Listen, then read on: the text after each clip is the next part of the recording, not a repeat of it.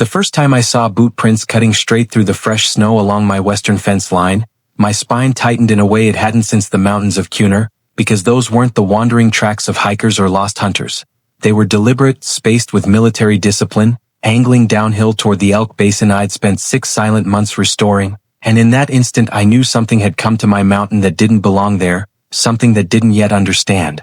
Whose land it was stepping on, or what kind of man had bought 40,000 acres of remote rock timber and ice just to be left alone. I hadn't purchased the mountain for profit or prestige. I bought it because it was empty, because no cell towers reached its valleys, because the nearest town was an hour of switchbacks away and the only neighbors were wind and granite, and because after 12 years behind a rifle with a government patch I no longer wore, solitude was the only thing that let me sleep without seeing faces. The locals thought I was a rich recluse, maybe a paranoid prepper, the kind who put up fences and cameras where no one ever came, but the truth was simpler and darker. I knew what men did when they thought no one was watching, and I wanted distance from that knowledge. The fence itself wasn't meant to stop animals. It was marked, legal, tall enough to make a point, and posted every 100 yards with warnings in 3 languages, and anyone crossing it wasn't lost, they were choosing. I followed the tracks for nearly a mile without being seen, moving slow, keeping trees between me and the basin, my breath measured, my boots landing where stone met snow so they wouldn't speak for me,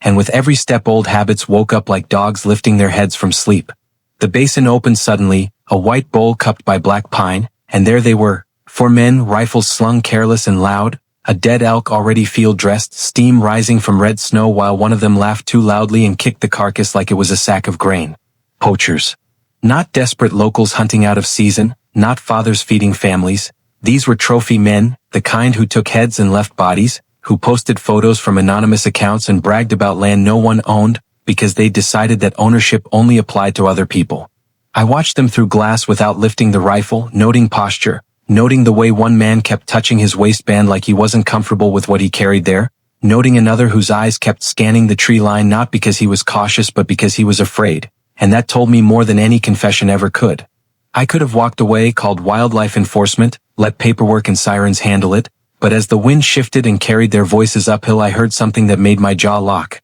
One of them talking about how easy it had been to cut the fence, how the owner would never come up here, how next time they'd bring trucks and take more because no one lives on a mountain for real. That was when I stepped back into the trees, not in anger but in certainty, because men like that don't stop when they aren't stopped, and mountains remember blood longer than cities ever will. I returned to the cabin by a route no map showed, passing sensor posts I'd sunk into rock months earlier, each one blinking silent acknowledgement as I passed, the system feeding me angles and timestamps while the men below laughed and packed meat into sleds like they owned the earth beneath their boots. My cabin sat high on the ridge, timber and stone blended so well into the slope that even drones would miss it unless they knew where to look, and inside it was warm, orderly, stripped of anything unnecessary, because chaos had taken enough years from me already. I logged the breach, tagged the footage, and for a moment stood looking out over the basin through reinforced glass, remembering another valley, another winter, another group of men who had crossed a line thinking no one could see them,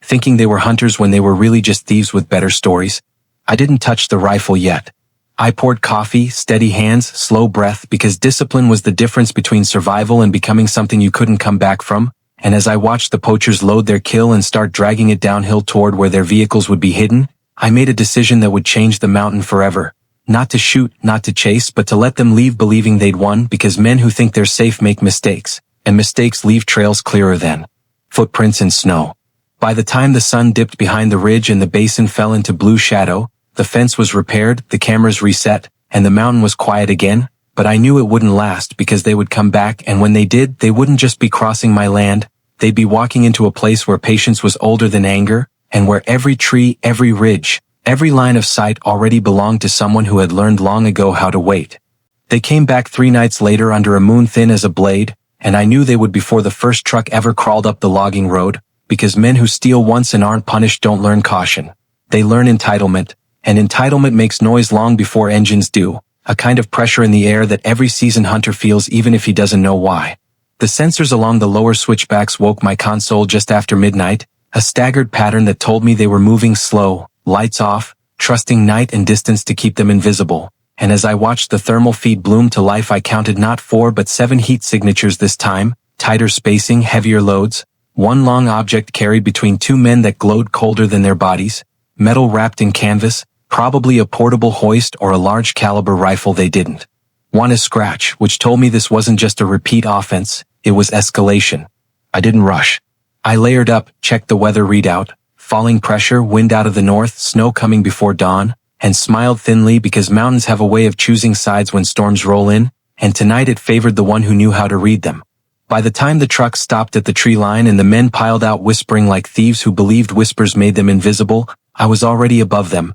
moving along a spine of rock that funneled sound downhill and kept my silhouette broken against the stars. They cut the fence again, faster now, laughing softly, one of them making a crack about how the owner was too scared or too dead to show his face, and I let that sit, because arrogance is a weight men carry without realizing how much it slows them. They split into two teams, one heading toward the basin, the other angling toward the high meadow where the mule deer wintered, and that was my confirmation. This wasn't hunger, it was greed, systematic and practiced, the kind that leaves land gutted and moves on to the next quiet place. I shadowed the basin team first, keeping two ridges between us, adjusting pace to match theirs so the distance never changed, listening to snippets of conversation drift up through the trees about resale prices, about antlers and photos, about how they'd clean this place out before anyone noticed, and with each word the line between civilian and combatant blurred a little more in my mind, not because they were enemies, but because they were threats, and threats don't require uniforms to be real. They dropped an elk less than an hour later,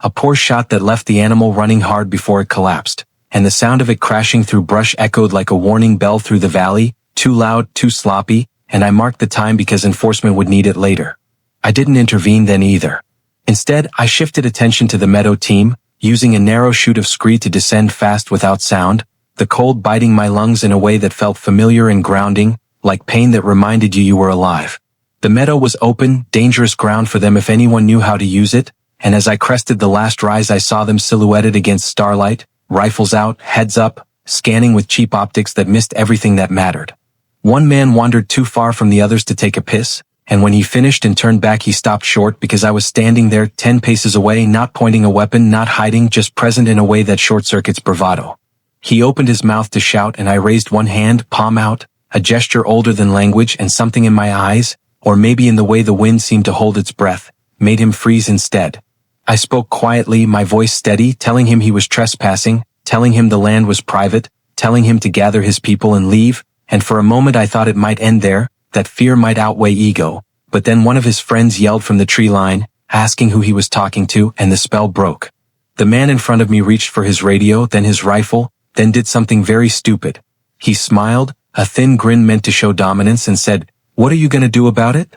I stepped back into shadow without answering, because answers are promises and I wasn't ready to make one yet. They regrouped fast after that, weapons up, adrenaline burning off the last of their laughter, and I could almost feel the shift as the mountain seemed to lean closer, trees creaking, wind rising, snow whispering down from high places. I moved ahead of them, always ahead, triggering nothing they could see, letting them follow shapes and sounds that led them just off course enough to matter, just far enough from their trucks that panic would bloom when they realized how turned around they were. One man slipped on ice and twisted his knee badly enough to slow them all down, and I marked that too because injuries tell stories later. When dawn came gray and heavy with snow, they were cold, tired, and arguing, the meadow team having failed completely, the basin team dragging meat uphill instead of down because someone had misread a landmark in the dark. That was when I made myself known again, this time from a distance, my voice carrying across the trees amplified by terrain, calm and unmistakable, telling them enforcement was on the way, telling them drones were overhead even though there weren't any yet, telling them the storm would close the road within hours. Some of it was true, some of it wasn't, but all of it worked because fear doesn't need facts to grow, it just needs uncertainty. One man fired a shot into the trees, a warning or a challenge, and the crack echoed back wrong, swallowed by snow and rock in a way that made him flinch, because mountains don't echo like shooting ranges, they answer on their own terms. They retreated then, messy and loud, abandoning gear, leaving blood trails and tracks so clear even a child could follow them, and I let them go because the goal had never been punishment in the dark, it had been exposure in the light. By the time they reached their trucks, wildlife officers were climbing the lower road, and when the storm hit an hour later it locked everything in place like evidence under glass. I watched from the ridge as flashing lights cut through snowfall and men who had believed the mountain was empty were pulled out into the open, hands shaking, stories falling apart under simple questions. And as I turned back toward my cabin, snow filling my footprints almost as fast as I made them, I knew this wasn't over, not because they'd escaped consequences, but because men like that don't accept being outplayed quietly, and somewhere among them was someone who would want revenge, someone who would mistake restraint for weakness, and that mistake would bring the mountain to its final lesson. Revenge doesn't announce itself with gunfire at first. It arrives in small, ugly disturbances that most people dismiss as coincidence, and I felt it the morning after the storm when one of my lower cameras went dark without tripping its fail-safe, a clean cut that told me whoever did it knew just enough to be dangerous. I didn't panic because panic is a luxury for people who believe the world is fair, and I had stopped believing that a long time ago, but I did slow down, triple-checking every angle of approach to the cabin before stepping outside, the snow now deep and pristine except for one faint line of compressed powder where someone had crawled close enough to work on the camera and then backed out the same way. That was the moment the past finally caught up with the present, because amateurs stomp around and leave messes, but this was someone who understood patience, someone who watched before acting, and as I traced the crawl path back toward the trees I felt the old switch flip in my head, the one that separated peaceful isolation from active defense. I spent the day reinforcing without being obvious, rerouting power through redundancies, shifting sensor frequencies, clearing sight lines that looked natural from a distance but created narrow funnels of movement,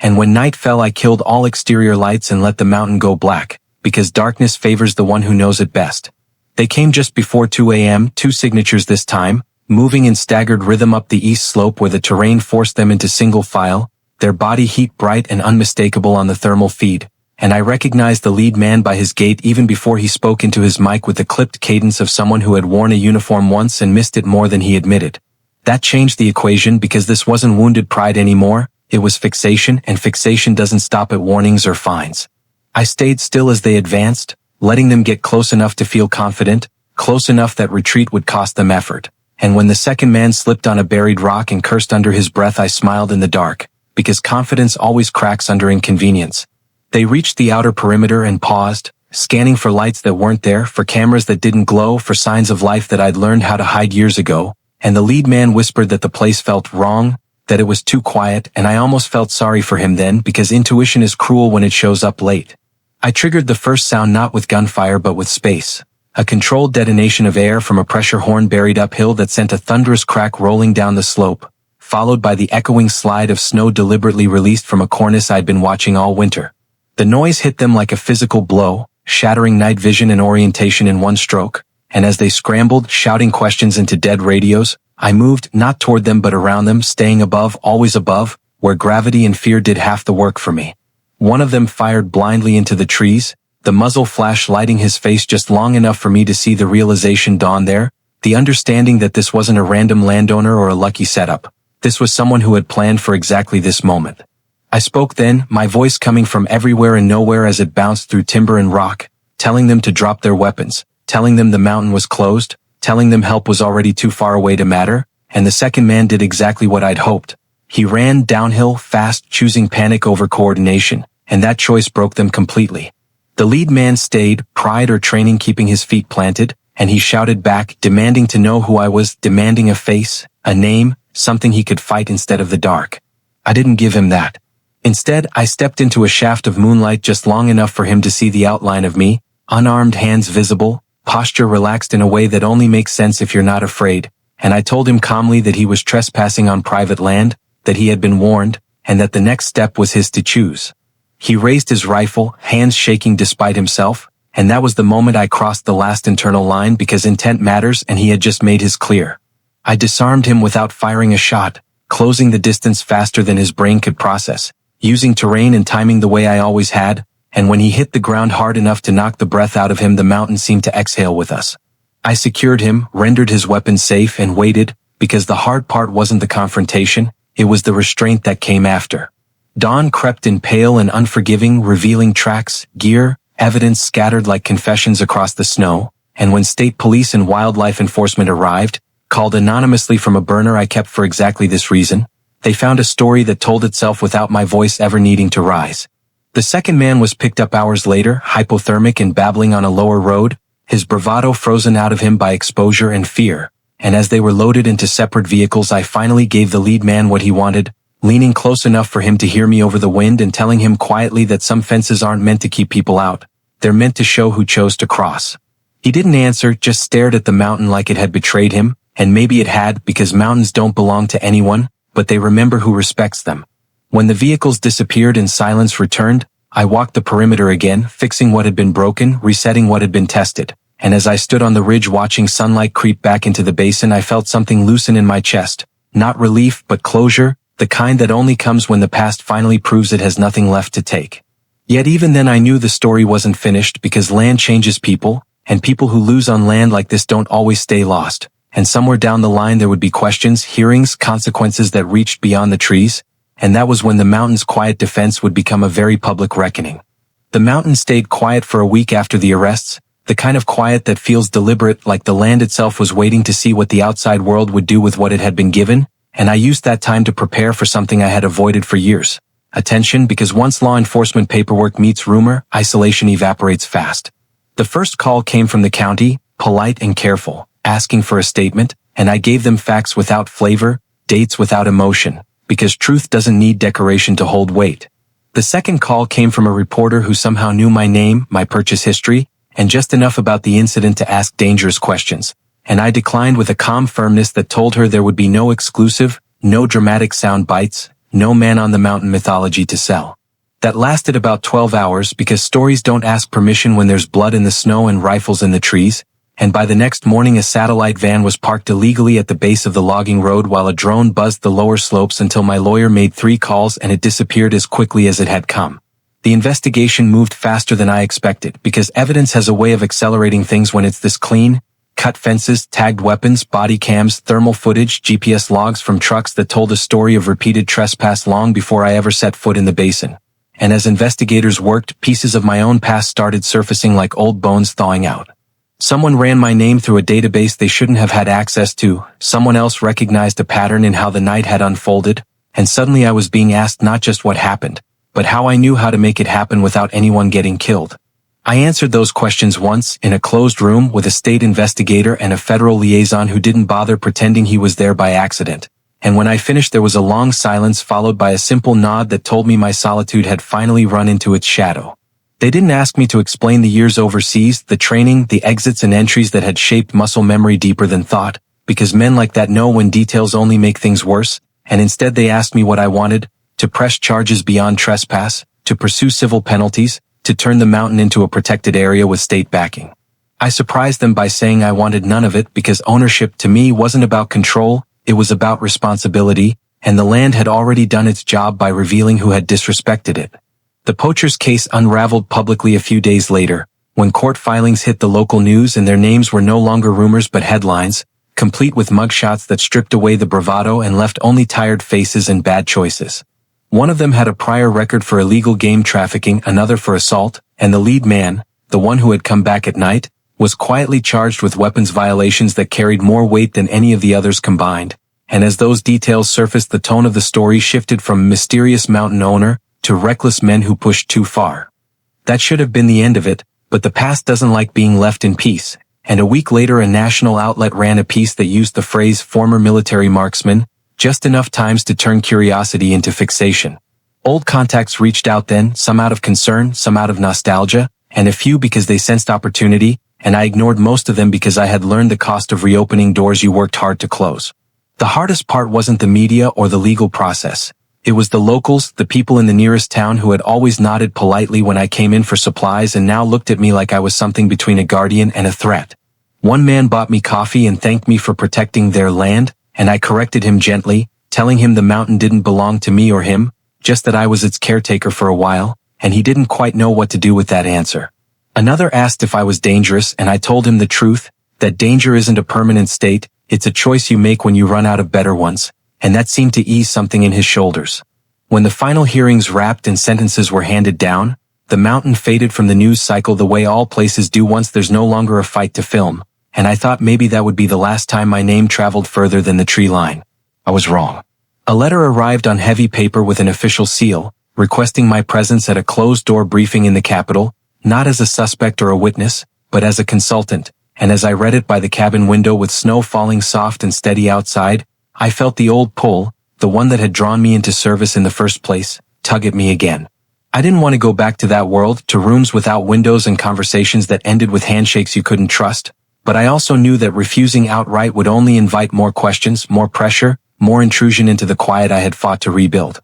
So I agreed to one meeting on my terms, and as I locked the cabin and headed down the mountain for the first time in weeks, I wondered if protecting this place had cost me the very thing I'd come here to find, or if it had simply reminded the world that some men don't stop being what they were just because they choose to live quietly. When I returned days later with no headlines and no new scars, the mountain welcomed me back the same way it always had, indifferent and vast, and I understood then that whatever attention came next, whatever labels people tried to stick to my name, the truth would remain simple and unmovable. I hadn't defended the mountain because I was an ex-sniper, I had defended it because it was mine to protect, and because some lines, once crossed, demand an answer that silence alone can't give. The last trouble the mountain ever saw didn't arrive with rifles or trucks or men who laughed too loud. It came quietly, folded into paperwork and polite language, a proposed access review that would have opened a public corridor straight through the heart of the basin under the excuse of conservation. And I recognized it for what it was the moment I read it. A way to take what force couldn't,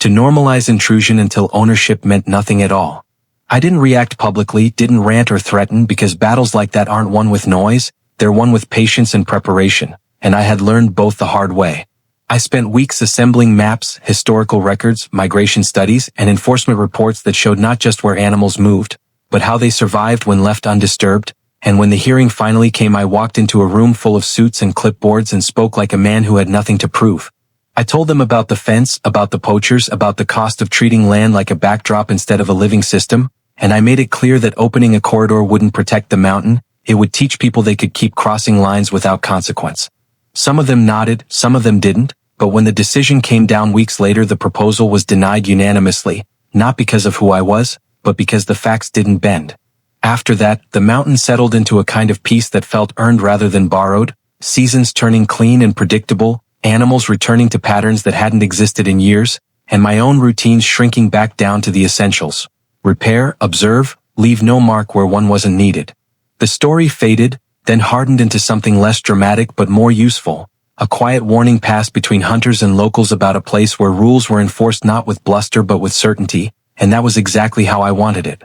I never put up new signs, never expanded the fence beyond what was required, because the goal was never to intimidate, only to be clear, and clarity, I learned, is often enough. Sometimes at dusk I'd stand on the ridge and watch the basin fill with shadow, thinking about how close I'd come to letting old instincts run the show, and how much harder it had been to choose restraint instead, and I realized that the mountain hadn't just been a refuge, it had been a test, one final measure of whether I could live with what I knew without letting it define every choice I made. Years passed without incident, and when newcomers asked about the stories they'd heard, I told them simply that it was private land and that respect went a long way in remote places, and most of them understood. A few didn't, but they learned because lessons here were consistent and consequences were real. In the end, the mountain didn't need a guardian myth or a feared reputation. It needed someone willing to stay, to watch, and to act only when necessary, and as I grew older and my steps slowed, I took comfort in knowing that the fences would one day come down and the land would continue on without me, indifferent and enduring. On my last winter there, snow falling heavy and clean, I followed a fresh set of tracks to the edge of the basin. Elk, unbothered, moving where they always had, and I stopped at the fence line not to check for breaches, but to rest my hands on the cold wire and feel the quiet hum of a place that had finally taught me how to belong without needing to dominate. The mountain had given me that, and in return I had given it the one thing it asked for from anyone who dared to claim a piece of it: respect. I thought the mountain had finally settled into the kind of silence that lasts decades when a helicopter cut across the ridge one afternoon without warning, its shadow sliding over the basin like a hand testing a throat, and the sound alone told me this wasn't rescue, enforcement, or media curiosity but something colder and more deliberate, because only people with money and permission fly that confidently into places they don't yet own. It circled once, slow and measuring, then disappeared, and 2 days later the paperwork arrived dressed up as conservation, access studies, ecological corridors, and cooperative stewardship, all words designed to make surrender sound responsible, and I recognized the trick instantly because it was the same entitlement the poachers had carried, just polished and legalized. I declined once, cleanly, and expected pressure, but what followed wasn't negotiation, it was intrusion. Survey markers placed just inside my boundary, power interference at junctions no casual trespasser could locate, polite lawyers calling with smiles in their voices pretending coincidence while probing for weakness, and that was when I understood the mountain was being tested again, not by men with rifles this time, but by men who believed paperwork erased resistance. One night the cabin went dark in a way weather never causes, and as backup systems rolled online and thermal feeds reappeared, I saw two figures moving uphill with disciplined spacing, professional caution, and no interest in being seen, and I didn't confront them because confrontation was what they expected. Instead, I documented everything: movements, timing, interference patterns, letting them think isolation had made me blind while evidence quietly stacked itself into something heavier than denial. When they withdrew, leaving no obvious trace, I made calls I hadn't made in years, not asking for favors, just delivering information to people who understood exactly what unauthorized private pressure in protected zones looked like, and the response came fast and decisive in a way that told me I hadn't misread the situation. Within weeks, permits froze, shell companies unraveled, access proposals collapsed, and the helicopter never returned, replaced instead by silence so complete it felt intentional, and the final message I received, apologetic, conciliatory, eager to reset the relationship, went unanswered because some conversations only exist to see who blinks first. Years passed after that without incident, the kind of years where seasons stack cleanly on top of each other and animals move without fear, locals stop whispering and start respecting boundaries, and the mountain becomes what it always should have been, unremarkable to anyone looking for exploitation and priceless to anything that depends on stillness. I never built monuments or leaned into the stories people tried to attach to my name, because legends attract attention and attention invites erosion, and when age finally slowed my steps enough to remind me time wins every argument, I arranged the last thing the mountain would ever need from me, transferring it into permanent conservation with protections written so tightly no future greed could pry them open. On my final walk along the fence, more ritual than necessity, I found no breaches, no tracks crossing where they didn't belong, only snow, wire humming softly in the cold, and the quiet certainty that I hadn't conquered anything, hadn't proven dominance or reclaimed a past I no longer needed, but had simply stood still when standing still mattered most. And as I turned back toward the cabin for the last time, wind moving through the trees like breath through lungs, I understood the mountain wouldn't remember my history or my skills or the lines I once crossed elsewhere. It would remember only this: when others came to take, someone refused, patiently, decisively, and without needing to fire a single shot.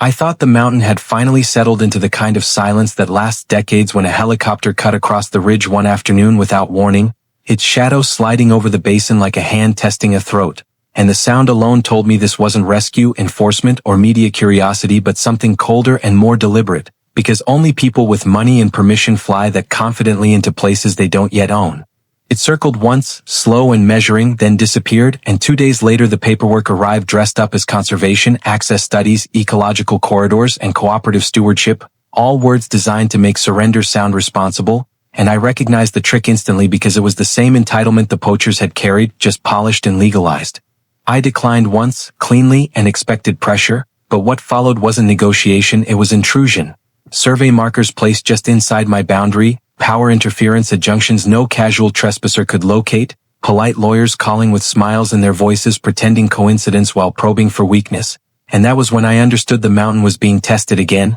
not by men with rifles this time, but by men who believed paperwork erased resistance. One night the cabin went dark in a way weather never causes, and as backup systems rolled online and thermal feeds reappeared, I saw two figures moving uphill with disciplined spacing, professional caution, and no interest in being seen, and I didn't confront them because confrontation was what they expected. Instead, I documented everything: movements, timing, interference patterns, letting them think isolation had made me blind while evidence quietly stacked itself into something heavier than denial. When they withdrew, leaving no obvious trace, I made calls I hadn't made in years, not asking for favors, just delivering information to people who understood exactly what unauthorized private pressure in protected zones looked like, and the response came fast and decisive in a way that told me I hadn't misread the situation. Within weeks, permits froze, shell companies unraveled, access proposals collapsed, and the helicopter never returned, replaced instead by silence so complete it felt intentional, and the final message I received, apologetic, conciliatory, eager to reset the relationship, went unanswered because some conversations only exist to see who blinks first. Years passed after that without incident, the kind of years where seasons stack cleanly on top of each other and animals move without fear, locals stop whispering and start respecting boundaries, and the mountain becomes what it always should have been, unremarkable to anyone looking for exploitation and priceless to anything that depends on stillness. I never built monuments or leaned into the stories people tried to attach to my name, because legends attract attention and attention invites erosion, and when age finally slowed my steps enough to remind me time wins every argument, I arranged the last thing the mountain would ever need from me, transferring it into permanent conservation with protections written so tightly no future greed could pry them open. On my final walk along the fence, more ritual than necessity, I found no breaches, no tracks crossing where they didn't belong, only snow, wire humming softly in the cold, and the quiet certainty that I hadn't conquered anything, hadn't proven dominance or reclaimed a past I no longer needed, but had simply stood still when standing still mattered most. And as I turned back toward the cabin for the last time, wind moving through the trees like breath through lungs, I understood the mountain. Wouldn't remember my history or my skills or the lines I once crossed elsewhere, it would remember only this. When others came to take, someone refused, patiently, decisively, and without needing to fire a single shot.